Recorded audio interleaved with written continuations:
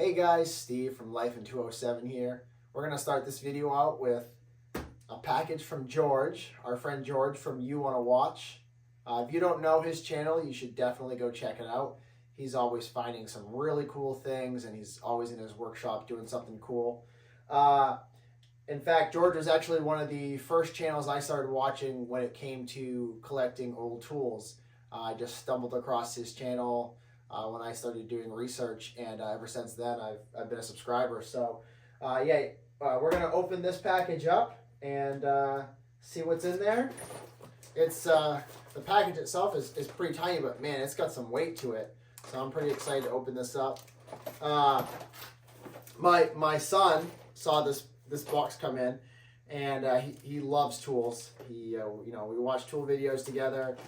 He has a little tool set upstairs, and he helps me anytime I bust out the tools doing household work. He wants to be right by my side. He saw this box, and he asked what was inside, and he could tell something metal was in there, and I said tools, and oh man, did he ever get so excited. So we're going to after we're done opening this up, I'm gonna seal this back up for him and let him open it up and have a ball. And ultimately these tools are for him someday. I'm putting together a set of USA made Craftsman, the earlier stuff, and I'm putting together a decent sized box for him. And if he chooses to become a mechanic someday, or even if he doesn't, he'll have a really nice set of tools. So essentially these will be his anyway. So I think that'll be fun later today to let him open these up. So thank you, George. We're going to get into this and see what's inside.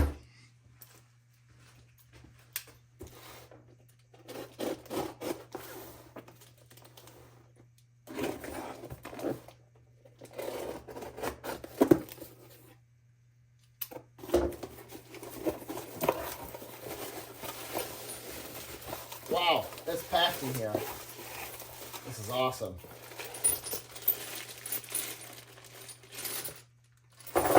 Okay, let's get these out.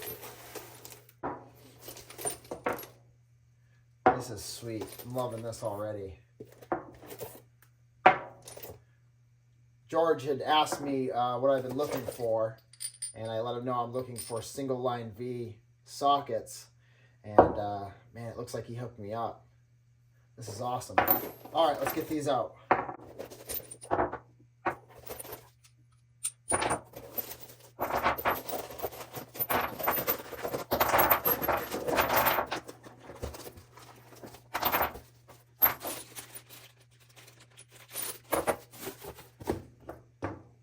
All right, let me get some magnet rails or something, and we'll try to get these sorted, and we'll see what we have here. All right, guys, we got these all sorted out, and I want to give a huge thank you to George for hooking us up with a lot of these single line V Craftsman sockets. It's really going to help fill in some of the holes in the collection. So let's get started with what we have. We have some of these metric 12 points and 3/8 drive with some duplicates, which is awesome to have. We have one star bit in 3/8 drive, and we have some Allen head bits, some in metric and some in SAE, which I didn't have any of these Craftsman, so that's going to be awesome to have and use.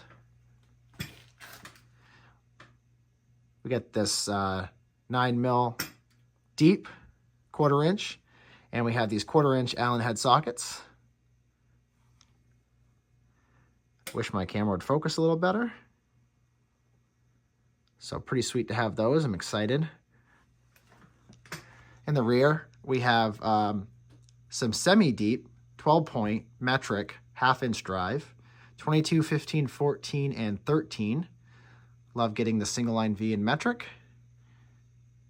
We also have this Harbor Freight socket rail there for 1/2 inch drive, and these are semi-deep. I believe most of these are 12-point. And we got some duplicates, which is awesome because I do use these tools, and if they break, I don't want to exchange it for the cheap Chinese made stuff. If they break, I will exchange it, but I will also have backups so I can continue using USA made. So that's awesome. We got these 12-point 3/8 drive. I believe these are just shallow. And we have one 6-point in here, 13/16, and some duplicates. We have this 3/8 to 1/4" adapter, a 7/16 6-point and 3/8, 11/16 and 6-point and 3/8 drive. We have this 15/16 6-point, and somebody lost their drive head in there. We'll see if we can't knock that out. Got a spark plug socket, and check this out.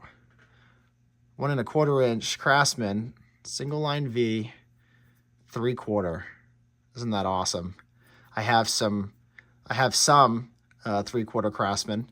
I have a lot of SK, but this is going to go right into the 3/4 Craftsman box that I have going. So thank you, George. That's awesome. I'm excited about that. And so yeah, these are all going to get sorted out, cleaned. Of course, I did promise my son's going to open up this box here, so we'll honestly probably put him back so he can open up and have a ball with him for a little bit. And yeah, George, thank you so much. I really appreciate it. All right, guys, we're going to try to get this drive head out of this 13/16 socket that George from You Wanna Watch sent us. And so yeah, it's kind of early in the morning. I'm going to put it in the vise here. Hopefully it's not too loud. I don't want to wake anybody up, but I want to get that out. So I was recently watching Scout Crafter, and he was talking about bell system drilling hammers. And as I was getting a hammer to get this out, I noticed that it says bell system on there. So I thought that was really cool. This is a Warwood hammer. And he was talking about how they use these drilling hammers for, they have a punch, and they can punch it. It's like a punch where you can turn the dial to change the letter or number, and they would punch it on the tag and put it on the pole. So I just thought that was really cool. I don't know if that's what this hammer is specifically. I'm sure it is. It's a number 87. And I'm kind of curious why they took out this much material in here. So if you guys know why, in the comments would be great, because I want to know why. But yeah, this Warwood hammer I didn't even know was labeled bell system. So pretty sweet. Let's see if we can make a little bit of noise here in the morning.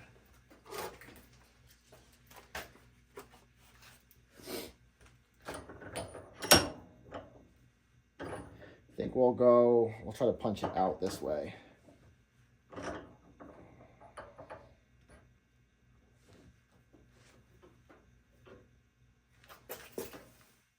Should work.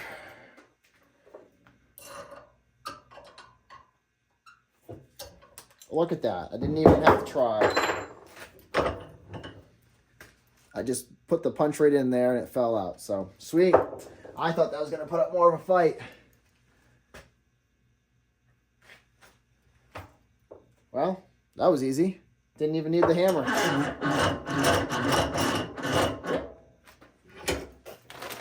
Alright guys, this is what we scavenged this week from the dumpster and other sources here.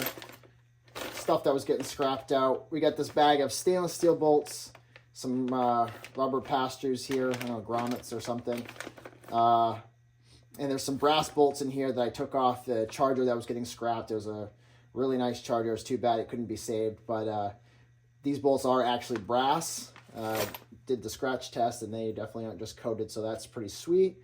We'll separate those out at some point here when I start sorting through hardware. This came off a charger where we needed to upgrade the cord a little bit, and so this was getting tossed. And this is let's see, 14 gauge and 4-C SE00W E54864 UL 600 volts. And the temperature ranges from -50°C to 105°C. So, yeah, I just couldn't see this getting thrown away. So I took off the connector here, which I don't see this type used very often. This is a NEMA L16-20 from Leviton, and it's a 20 amp, 480 volts, 3-phase. So we'll put this in our electrical box. This is probably about 6 to 8 feet of wire here, 3-phase wire, so at 14 gauge. I'm not sure what I'm going to use it for, but I didn't want to see it get thrown away. I'm sure we'll find a use for it at some point, or pass it along to someone who needs it. So also had this strain relief on there that I took off. So not a whole lot for scavenging this week, but I mean, free is free, can't complain. All right, guys, this is the big score for me for the week. We have a tech at work that's leaving and venturing to do something else, and he's got quite a ways to travel, so he wanted to get rid of this. He's actually giving it away for free, but when I asked him if he wanted to sell it, he just said, no, you can just have it if you want it. And I kind of felt bad just taking it because he just picked it up. It's, you know, basically brand new. So I did offer him a little bit of money. Definitely was under retail, so I definitely scored. But, you know, he wasn't going to take it with him, so I figured that it's a win-win for both of us. So this will definitely be useful down here in the shop. Ever since I took that cart over from my grinding station, I haven't had a roll cart, so this will be nice to have in the shop. It does have one key, which I'm not really going to use because I'm not going to lock it in my basement. But yeah, definitely scored on that. We're going to be using this quite a bit in the shop. In one of my previous videos, I showed the letters my wife got me for Christmas to make the sign that says Waldo's Shop here, which is my, it's a family name. And, well, I'm not really happy with the color stain here. I want it to be darker because I want the natural wood letters just to pop out a little bit more. On camera, it actually doesn't look too bad, but in person, I just want it to pop out a little bit more. So earlier this week, I took my router to the outside of the board here, this project board, and then I gave it a quick sanding and put this color stain on here. But I think I'm going to try to find something darker. I don't have... I do have some darker stain here, but it just, you know, I gave it a good stir, a good shaking, let it rest for a minute, and it just, I don't know, it just didn't work out. I tried it on a piece of scrap board first, and I don't know if it's just because it's really old or what, but I couldn't really get it to stain. It had chunks of debris in it, and I don't know. So anyway, we're going to get rid of that, but I'm going to stop at my father-in-law's house today because I'm working on a project with him. And while I'm there, I'm going to see if he has any darker stains. That'll work for us. And if we can't find one there, we'll have to stop at the hardware store. But I'm going to give this a quick sand, and then we'll wipe it down. And hopefully sometime this week we'll get this all stained up, and then my wife can put the letters in nice and perfect. And we'll put some eye hooks on it or some sort of hanging device, and we'll hang it in the shop. I think it's going to look really nice.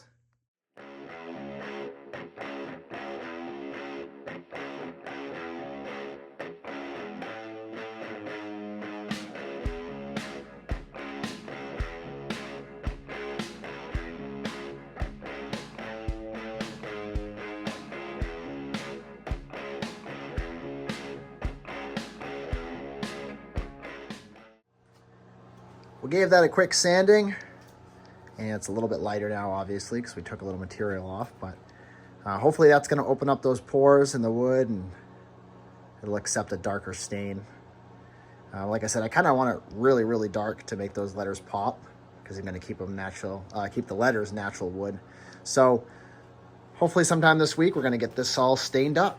Well, I went to my father-in-law's house, but forgot to get wood stains, so I picked up this Honey 272 by Minwax from Lowe's.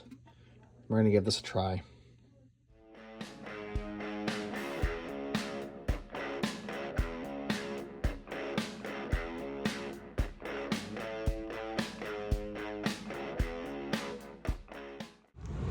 Well, hopefully you can hear me over my furnace going. It's been pretty cold out. -5 when I left for work this morning. So this is done. Now my wife can start putting letters on there. I'm a little disappointed in myself. I don't know I don't know what happened with my random orbital sander. It left all these marks here, and I could take this down with a sander, but it would take forever. Lesson learned. I'm going to show you something real quick. This is what I used, this Craftsman here. And what I think happened, and correct me if I'm wrong, what I think happened is on the side here, right there, there's a screw hole for a hook where I've been keeping all my tools. So I did have one of these on here, and it sat a little proud. And I think as I was going across or against here, or maybe it was because I was going against the grain, I'm not sure. But I probably should have used the palm sander instead of the random orbital sander. But you know what? We all make mistakes. It doesn't look too bad. I mean, it's going to have letters on there, so you're going to be paying attention to the letters more than anything. But so I made a mistake. I'm going to live with it. It's kind of the same thing on the other side. Now that I'm looking at it, this side's a little bit worse, but it is what it is. I think this is the better side, so I'll have my wife put letters for the shop sign here. All right, if you watch my videos, you'll know that I picked up 4 of these in the last couple weeks. These are the Garage Boss Press and Pour. I picked these up out of a closing down Advance Auto Parts, and I paid $4 a piece for them. And anyone who has poured gas in the last 10 years or so, probably even more, knows that they make the, they're trying to prevent leakage of vapors, and they don't want things to spill. So the government got involved, and we all know how that works out. Anyway, so now it's not fun to pour gas. Not that it was ever really all that fun, but it's frustrating to pour gas with the spouts that you can buy or that come with gas tanks today. So I was hoping that this press and pour spout would be easier. It's not. This little nib right here makes life difficult. When you're holding your gas can like this, and you want to press and pour like it says, that nib actually gets in your way. And I don't know if that's something they had to put on there or what, but it's easier, but it's not how I wanted it. So what I did, and you shouldn't do this, I'm doing this on my own will here because safety third, I actually modified this. So I took my rotary tool there with a cutoff wheel, and then later put on a sanding drum there, and I took away that nib. And I also got rid of the bottom tab there for screwing and unscrewing onto the gas tank because it drives me nuts. Yes, these are safety things, and I try not to avoid safety, but anyone who's been trying to fill up a generator in the middle of the night during a storm or something, you don't want to be messing around with the fuel, spouts that just make life more difficult. So what I did is I ground down that nib there, and like I said, that tab, and now it actually pushes in like butter. And so I had to modify it, and now it works great. I'm hoping this works out. I actually got to go test this. I'm sure it's going to be fine, but yeah, it stinks that we have to modify something like this to work because of government regulations, but it is what it is. I'll just, if this one works out well, then I'll just modify the rest. And, people who will say, it's a safety issue. I mean, come on. If you haven't poured gas, if you can't figure out how to pour gas safely without those safety things on there, then I feel bad for you. Well, one of my many chores that's getting backed up is cutting up some of this heat-treated pine that I get from work. It's free, so it's great kindling. So I gotta put it on the saw. I got a crappy blade I don't care about. We're gonna get all this cut up into small chunks like this. It'll be great kindling. We've been going through a lot of firewood, in kindling because it's like -5, -7, plus wind chills. So got to get this all cut up.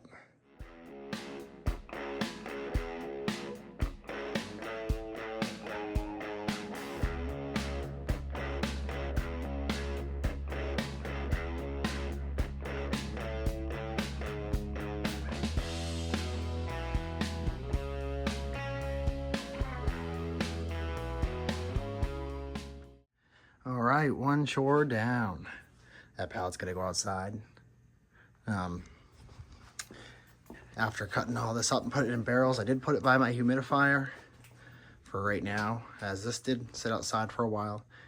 It was kiln drying, but you know, after sitting outside for a couple weeks, it gets pretty moist. So that'll dry up and we'll use our remaining kindling, and then when I need this, it'll be ready. Guys, I don't typically recommend the newer Craftsman stuff, but I bought this about 1.5 years ago, maybe 2 years ago. And I gotta say, this little shop vac here, it's tiny. It comes with some good attachments, and it folds up, or I should say it goes into a tiny profile, and I just slide it right underneath my workbench. But I also have a larger Craftsman back there, and I'll tell you, not having to be restricted by cords makes life a lot easier. This is the CMXE CXA 8010541. I'm not even sure if they still sell this model, but it's got a nice steel catch can, and it's got the smaller hose on it. But yeah, I use this for cleaning out my car, cleaning up wood dust, just like you saw, and it does a good job just with the regular filter and not throwing stuff out in the vent here. So yeah, these are great little vacuums, and I just use the what is it, the 4 amp, and it lasts for quite a while. So if you see these used, or if you can find one at your local Lowe's, I'd recommend picking one up. All right guys, last part of the video here, and I wanted to show you some of the things I picked up this week. These are new items. Harbor Freight's having their 40% off clearance for ITC, so I did pick up this 8-piece deep wall 3/4 set. It's got the 21, 24, 26, 27, 29, 30, 32, and 38 millimeters. It was $23 plus tax, so that's a pretty good deal if you ask me. Pittsburgh has a lifetime warranty. I don't know if they'll carry this set anymore, so hopefully if I break one of these, I could replace it, but I don't think I'm going to break 3/4 very easily. So $23. It's nice to have a set at home. I do have a nicer set at work, but I probably won't use these too often here at home, but it's nice to have a set. I picked up these 50 cal ammo boxes, which I always pick up when they go on sale. These Bunker Hill boxes, they were $4.97, so $5. Just call them what they are. So I picked those up while they were on sale, and they hold, I use them for tools and consumables. I use the smaller ones and the larger ones. So they're great to have around. They're very handy. And you'll see here in the end of this video how I'm going to organize these a little bit better. I also picked up this Brasso here, and this is for cleaning stainless, aluminum, bronze, brass, pewter, chrome, and copper.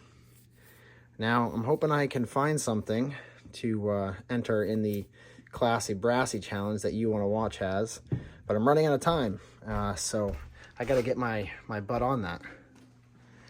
What I did pick up at the Restore this week were these shelves right here. So, paid $15 a piece for that gray shelf and this gray shelf. Now I gotta find a home for them, but I'm gonna put all of my Bunker Hill boxes on them for easy access, and it's gonna make life a little bit easier. I'm gonna have one for consumables and one for tools. So at some point in the future, we'll get those settled into their home spot. All right, guys, that's it for this week's video. I appreciate you stopping by. if you enjoy my content and following along with what I'm doing, please leave a like and comment. And if you want, subscribe. It definitely helps out my channel. And I thank you so much.